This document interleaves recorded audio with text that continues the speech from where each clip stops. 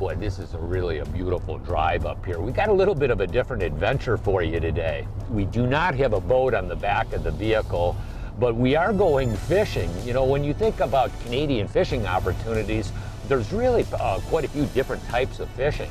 You can go to really remote, like fly-in situations. You can go to drive-to destinations. And Nick and I have actually been to a lot of different drive-to destinations in Canada, lake trout fishing in the winter, smallmouth bass, muskie fishing throughout the summer months. This particular trip, we're going to Ghost River, which is actually a really, really good walleye fishery, and big pike as well. As a matter of fact, we're about an hour out, and I think you got to give Daryl a ring, and he's supposed to rendezvous at the portage. They got some big giant john boats that they portage us in with.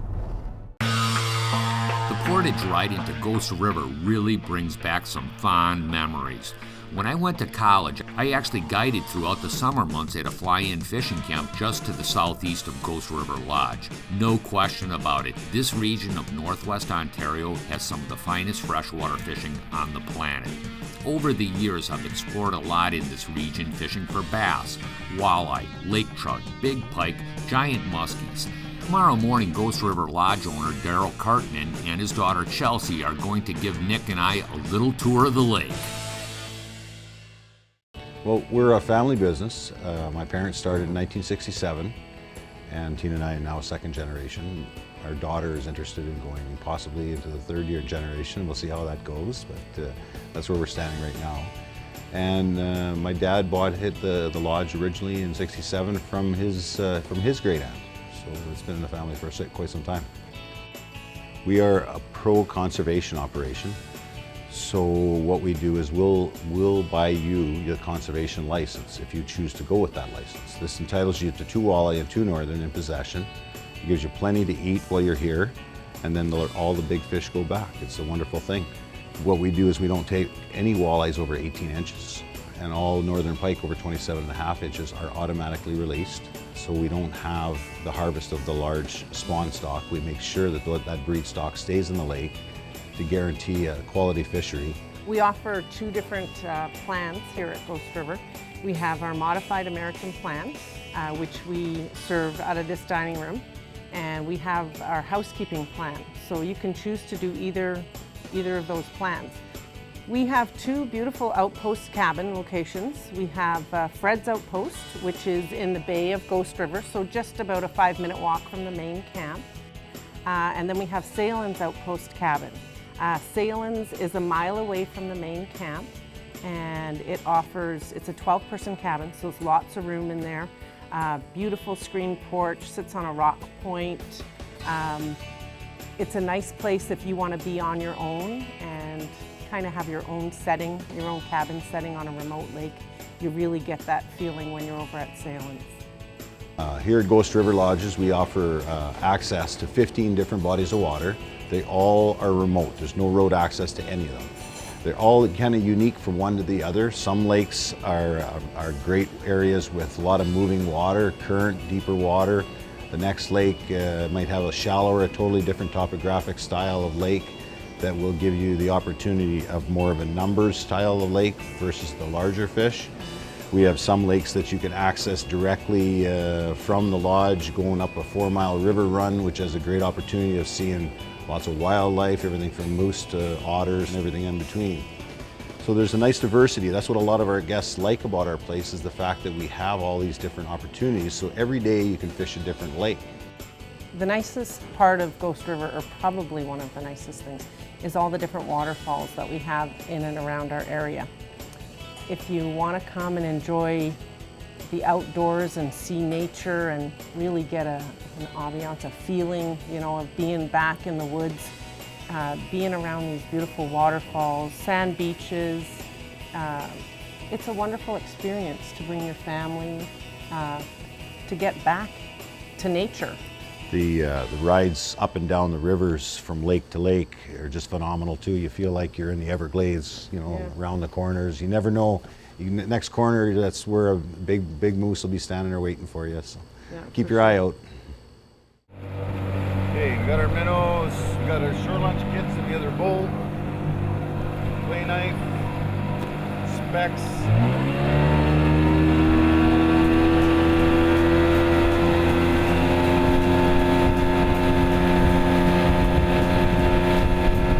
Went down deep for like a walleye.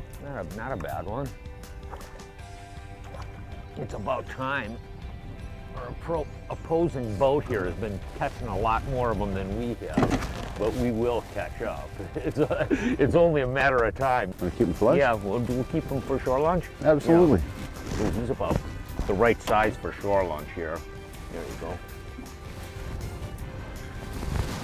He'll be a tasty morsel around noon today. Yeah.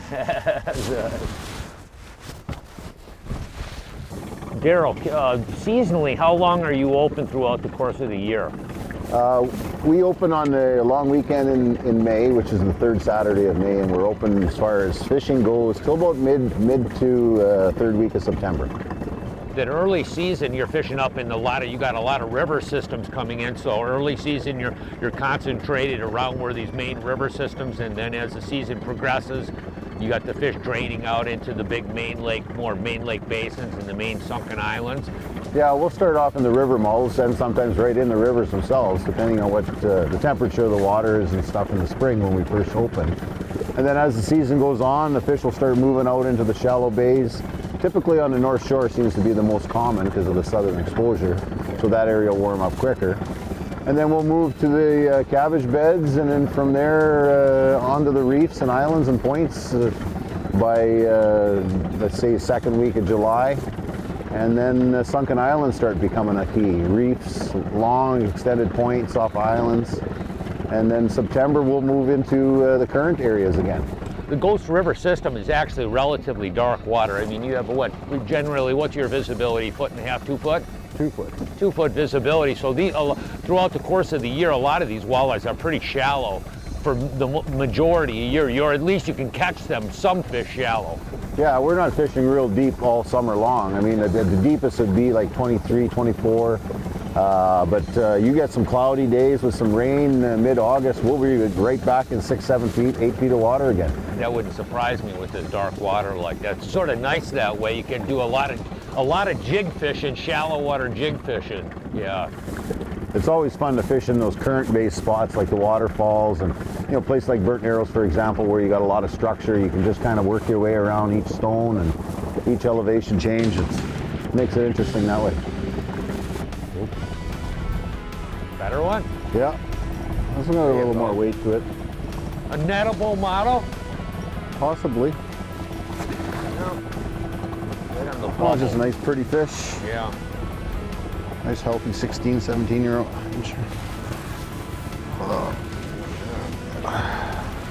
Oh, nice and gold. That one is. Looks like my dinner. A shore lunch is a mandatory part of any Canadian fishing trip. Here's a few great shore lunch tips from Daryl. Number 1, obviously you need fish. A sharp rapple, a fillet knife, and it sure doesn't hurt to have a knowledgeable fillet man. Bones in your fillets is not an option for shore lunch. As you can see, this guy has filleted a few fish in his day, and he estimates that you can fillet about 500 fish per rapple of fillet knife. Number 2, a level frying pan is key for frying fish evenly. Daryl's trick is to use a stick to level out your pan, and when the stick burns off, you just add another one. Number 3, always place the breaded fillet skin side down first. This will prevent them from curling up and cooking unevenly. Number 4, pre-boiled potatoes or canned potatoes will speed the cooking process. Number 5, beans should be simply heated, not boiled. Boiled beans turn to mush. This is the first shore lunch Nick and I have experienced in quite some time, and I'm sorry to say I can't share the smell or the taste of this meal with you. Oh, yeah. Huh. There's a walleye. Better one now.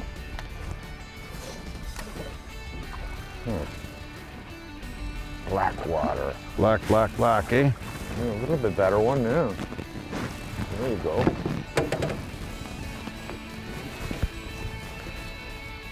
Pretty fish. Best one of the day. The best one for me. Really? Yeah, it has. Yep. There we go.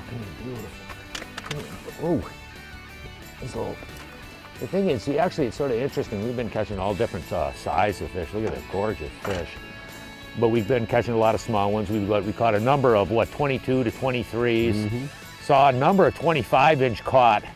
They weren't in our boat, which was sort of an aggravation, but you never know by the end of the day. We should bag some of those little rascals. These beautiful fish, though. Get her back in the water.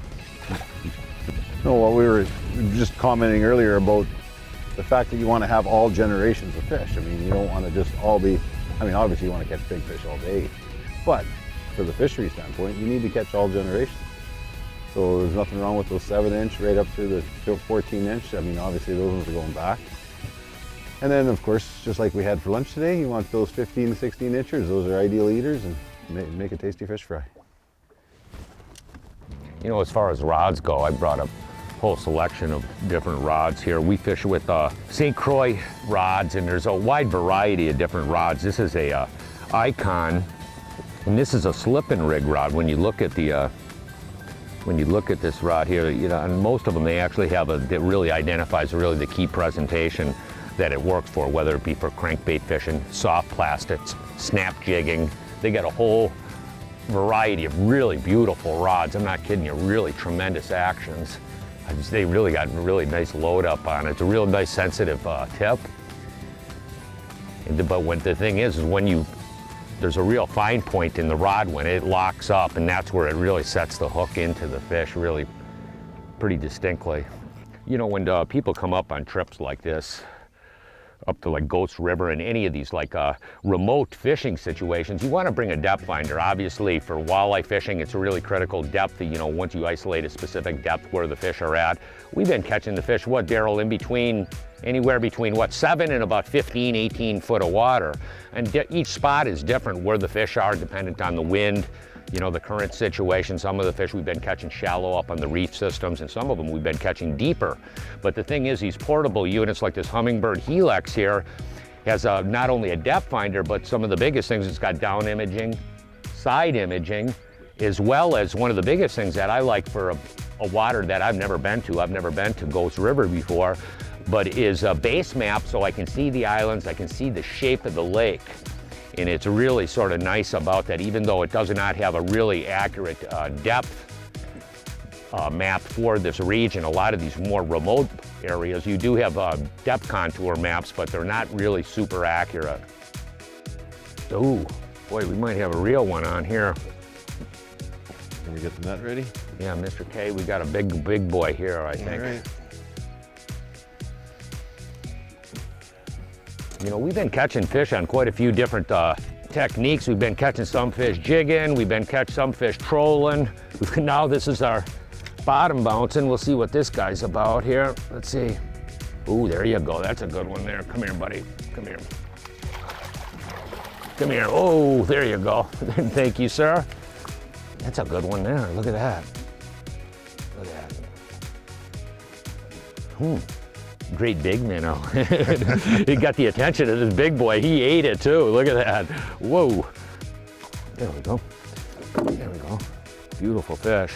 You know, as I was saying, we've been catching fish on a lot of different techniques. You know, that's one thing that's cool. You come up to these types of waters and, you know, there's so many fish. It's so plentiful that you catch a fish on a wide variety of different techniques. It's a great way to hone your skills. We've caught some fish on bottom bouncers, some fish casting crankbaits. We've caught fish trolling crankbaits. He's ready for another one. Let's get another one. You know, one of the biggest things that you come on a Canadian trip like this is preparation and tackle.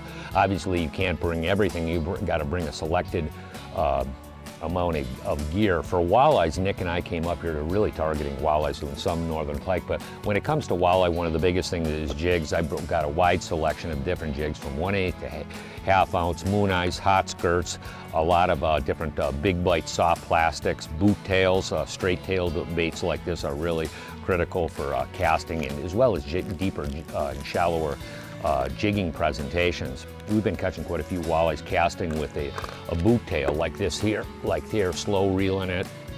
A really good profile bait, bright colored baits. The second part of the equation for for walleyes up here is crankbaits, and I bring a wide variety of different crankbaits. This is a scatter wrap shad. One thing that you want to bring is a wide variety of different shad wraps, and you can see I got a pretty nice selection of them for both trolling and casting presentations. You've probably seen that commercial, the Rapala commercial, where they threw the guy out of the airplane. This is the reason why. They didn't bring their shad wraps along, because they really just produce a wide variety of not only walleyes, but northern pike, even shallow water lake trout at the right time of the year. Last but not least is some type of live bait rigs, and probably one of my absolute favorites is a bottom bouncer system like this here. This is a VMC bottom bouncer. We have switch it rigs. I have this on a spin drift hook system. These are really great for different types of live bait. You can put a minnow on here. You can put night crawlers as well as leeches. This spin drift, when you put it on there, what it does, it makes the bait rotate when you pull it in the water, and it's a really highly effective bait presentation. Oop, there's another one. Ooh, uh-oh, whoa. Now you're talking. All right, does that mean I gotta pull my line out of the water again? Ooh, whoa. I think you're gonna need the net on this little rascal. Okay, I'm coming. See some smoke? Was there some smoke on that reel? Or what? Yeah, that was I don't know. Maybe there's a big pike. Oh. Yeah, this has got to be a bigger pike, is what this guy is. Randy. Yeah. If this is a walleye, we got one of your famed Marchington 32-inchers. Now this is what Canadian fishing's all about. You know, when you get out at bites like this and you catch so many fish, you know, deep, shallow, you can experiment. That's what I was talking about earlier. Coming up here, it's just such a great way to learn, because you can catch fish on so many different various techniques, and you know, trolling, casting, soft plastics, live bait. Yep, there he is. Yep, nice pike. There you go. There you go. There you go. Ooh, we're sort of pushing the envelope on the net here. Slow down there, Bob. Okay, Nick, we've been on a wide variety. You've been on Portage. We haven't yet to go on the fly-in. We've been into a lot of drive-in destinations. What do you think about the Ghost River run, or what was the coolest thing you thought about this whole trip? You know, I don't know. It was, we caught a lot of fish. We had an excellent shore lunch, which was really cool. I really actually enjoyed the shore lunch a lot. I like that big pike coming up and smoking your walleye, like about Yeah, a that was 3 actually pound. pretty cool, yeah. Cool, yeah. And Chelsea, how about Chelsea? Kicking my butt, yeah. Yeah, Chelsea was, she's a really good fisherwoman. She really catches fish. I mean, she's got the jig presentation down. Yeah. But it was sort of an interesting trip, a real big river shed through there. Every different location you go to, when you're fishing, you're always learning something. And I did definitely learn something from this trip.